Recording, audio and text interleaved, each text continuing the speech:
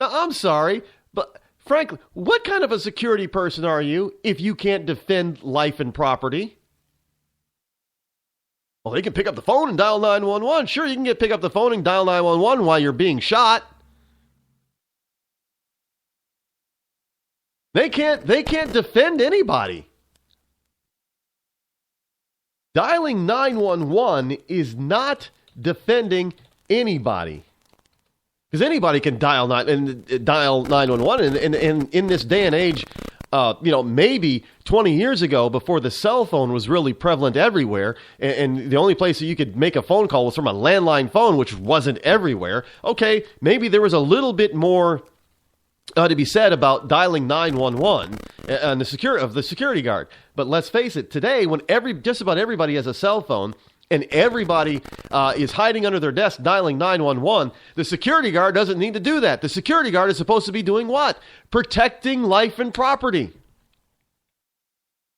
But if somebody's shooting, the security guard is going to go hide in the security shack. Because there's no way he can defend against that without having a gun himself. So gun-free zone means soft target. Easy target. Low resistance target. Am I making myself abundantly clear on this? To y'all folks who think that people should give up their guns, you think that you're trying to protect the innocent. No, you're putting the innocent in danger.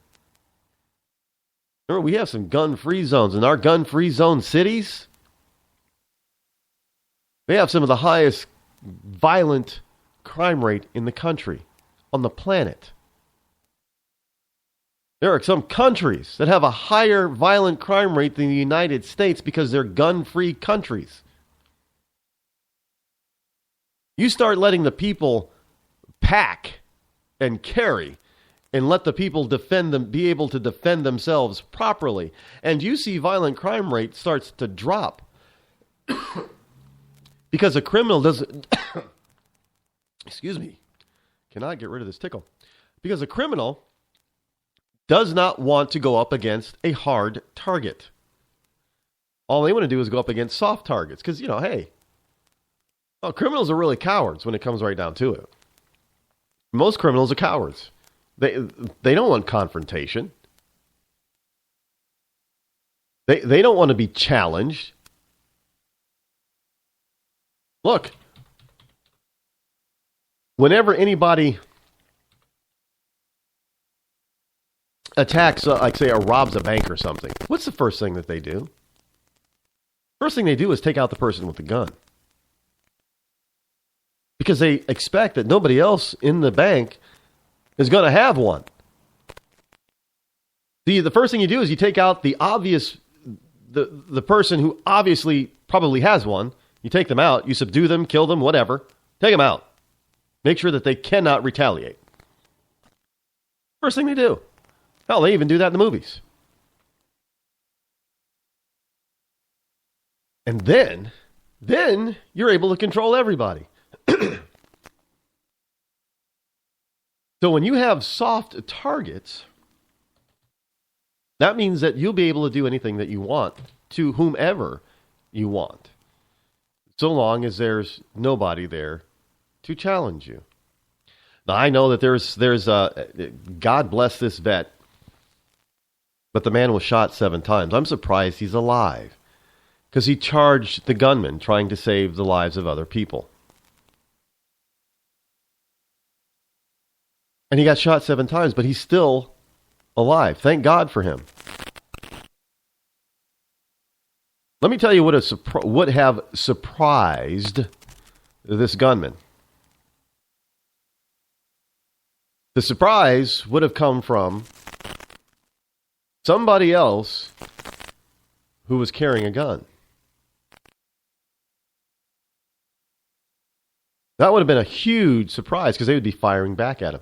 Now, whenever there is a legal carrying citizen in an area where there is somebody using a gun, what happens? And that citizen knows how to use that firearm, they shoot back. lives are saved. The crime is usually stopped, or the criminal is usually scared off. Somebody breaks into your house and you shoot at them. What do they try to do? They try to get out. Because criminals want soft, easy targets. They don't want a hard target. And so what we have here is a shooter out in Oregon who went off the deep end and decided that he was going to hit a hard target. Or, a soft target. He didn't go for a hard target. He went for a soft target. And again, the softest targets in this country, everybody knows, are our schools. Be they elementary, middle, high, or college level. They're soft targets because they're gun-free zones. So now we have 9 people dead. And liberals want to run around and try to single out the fact that we need tougher gun laws. Not a single gun law, and we have a lot of gun laws on the books. Not a single gun law would have prevented this. Not a single one. Not a single gun law that has been proposed would have prevented this. Not a single one. All those gun laws would be successful in taking guns out of law-abiding citizens' hands, so that we would end up with more soft targets. Because criminals will get their hands on, if they want a gun, they'll get their hands on a gun. Make no mistake about it. They do. A criminal does not usually go through the legal channels to obtain a firearm. They don't.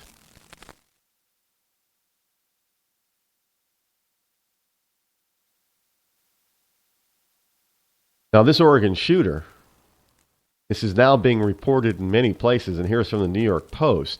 The Oregon gunman, he singled out Christians during his shooting rampage. Evidently, he asked people point blank, "Are you a Christian?" And if the answer was positive, he was heard saying one time, "Well, you're going to see God in 1 second." Because he asked them what religion they were. That if you're a Christian, stand up. So they would stand up, and he said, "Good, because you're a Christian, you're going to see God in just about 1 second." And then he would shoot them.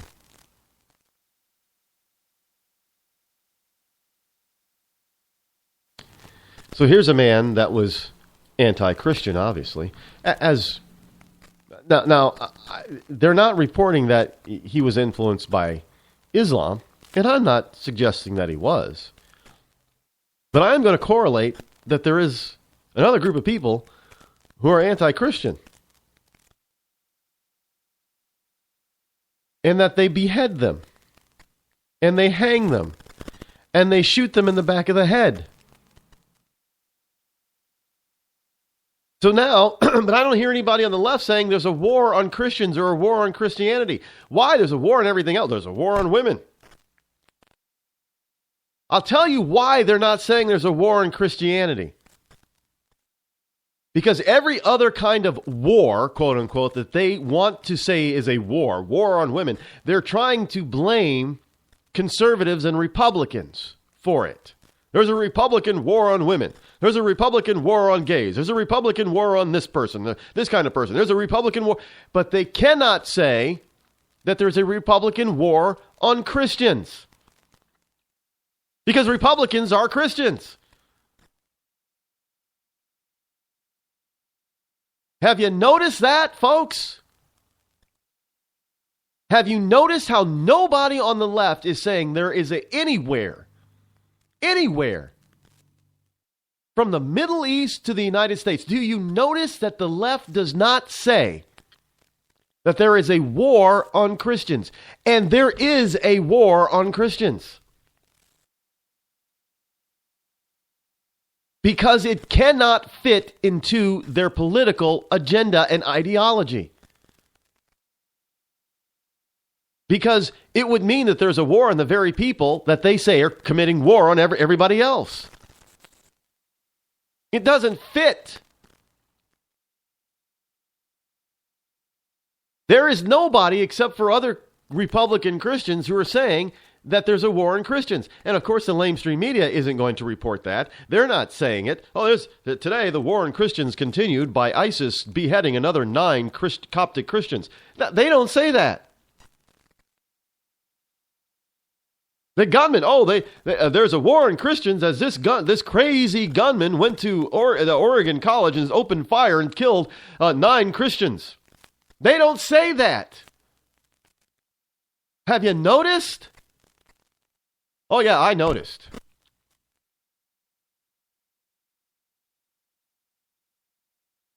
And let me tell you something. There is a war on Christians. It's a big one. And Christians are dying all over the place. They're dying here now.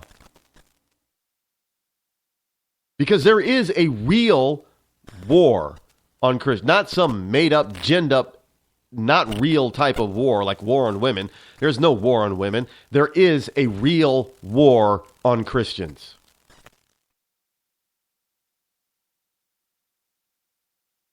And I think Christians have the ability, have the God-given right, to arm themselves, to protect themselves, to defend themselves from anybody who wants to do them harm.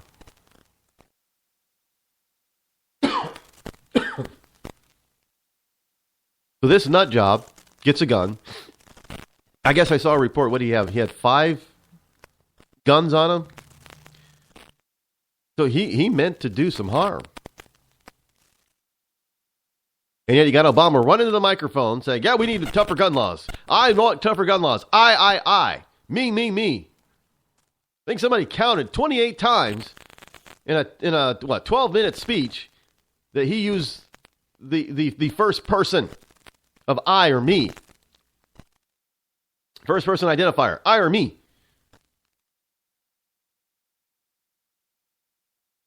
Nine people died. Because this jackass decided to hit a soft target that was made soft by liberal policy and ideology. And then he specifically asked who was a Christian. And then he proceeded to blow them away. And yet our president and the Democrats run to microphones. They're tripping over themselves to get to the microphone first. They're running to microphones. And the mainstream media is blasting their message all over the place. We need more gun laws. We've got to change the Second Amendment. That would not have prevented this tragedy. It would not. More gun laws would not have prevented any mass shooting that I know of that has taken place in this country over the last 20 years. Because we have a ton of gun laws already.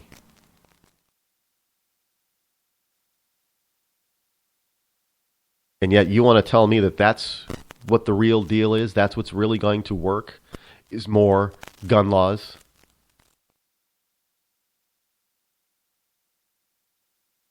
I don't think so.